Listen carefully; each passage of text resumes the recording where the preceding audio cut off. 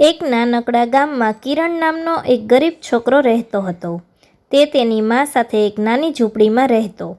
કિરણના પિતા નહોતા અને તેની મા લોકોના ઘરમાં કામ કરીને ઘર ચલાવતી. પણ એક વાત ખાસ હતી, કિરણ અને તેની મા બંનેને માતા દુર્ગા પર અઢળક શ્રદ્ધા હતી. દર વર્ષે નવરાત્રિ આવે ત્યારે ગામમાં ભારે ઉત્સવ થતો. લોકો નવા કપડાં પહેરતા, રાતભર ગરબા રમતા, આનંદ કરતા. પણ કિરણ પાસે તો નવા કપડાં ખરીદવા પૈસા પણ નહોતા. એક દિવસ કિરણે તેની માને કહ્યું, "મા, આ વર્ષે હું પણ નવા કપડાં પહેરીને ગરબા રમવા માંગુ છું." તેની મા થોડું સ્મિત કરીને બોલી, "બેટા, આપણી પાસે પૈસા નથી, પણ માતાજી પર વિશ્વાસ રાખે, જરૂર રસ્તો બતાવશે." નવરાત્રિનો પહેલો દિવસ આવ્યો. કિરણ દુઃખી દિલથી મંદિર ગયો.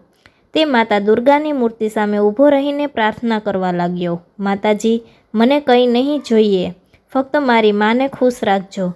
એ જ સમયે એક વૃદ્ધ માણસ મંદિરમાં આવ્યા અને તેમણે કિરણને જોઈને પૂછ્યું, "બેટા, તું એટલો શાંત કેમ છે?" કિરણે બધું કહી દીધું.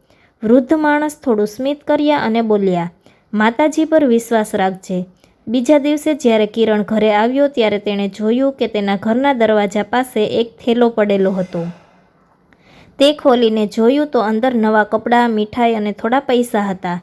કિરણ અને તેની મા આશ્ચર્યમાં પડી ગયા. તેણે તરત સમજાયું, આ માતાજીનો આશીર્વાદ છે.